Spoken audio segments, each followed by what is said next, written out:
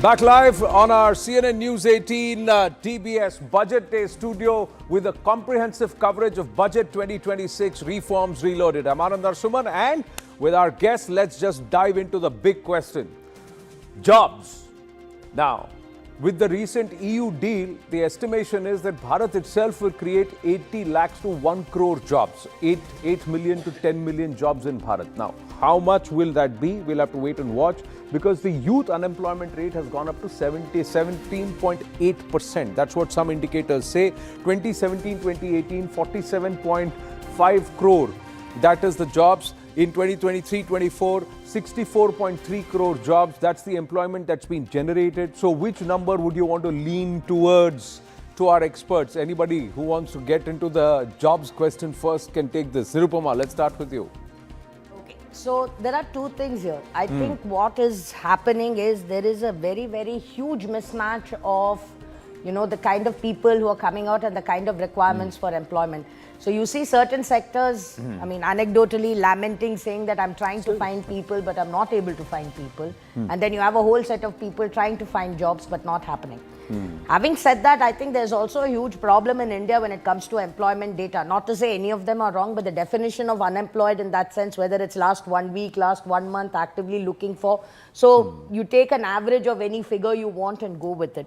See, like if you look at those numbers, 2017, 2018, total number of jobs that were created, but the numbers further on, if you look at that, and if we continue in terms of percentage, 52.2%, and that's the self-employment numbers. Self-employment numbers 52.2% up to 58.4%. So more number of Bharatiya are getting self-employed. So that job creation, they would also be creating jobs. But here's an indicator which is a little bit of a concern.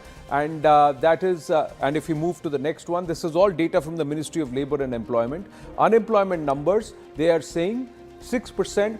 2017 to 18 is 6%. It's come down to 3.2% in 23-24. Now, this is what one indicator is. But there's another indicator which says that the youth unemployment is far greater. It's 17.8% in 2017-18. It's come down to 2023-24. It is 10.2%. Do you think these numbers are tracking, or is there some mismatch in the data? So I don't know how much of this, considering the fact that we only started looking at gig economy and gig workers from a very recent PLFS survey, and even under that, the periodic labour force survey, but even under that, not separately, it's just clubbed as part of the larger ambit. So these figures, I don't know whether they do actually include a lot of the gig work and the contractual work that actually get it, particularly with the youth, because you see a lot of them doing that. But having said that, I also think that there is, as I said, a huge problem in terms of the younger people getting into jobs for various reasons. I think there is, as I said, a skill mismatch that exists. Yeah. I also think somewhere there is an, what I'd like to call, maybe from our generation, an unreasonable expectation of starting salaries as well. I think that's kind of escalated so much. People wanting to enter would expect anywhere on top of 50, 60 as starter salaries, which I don't think is feasible either.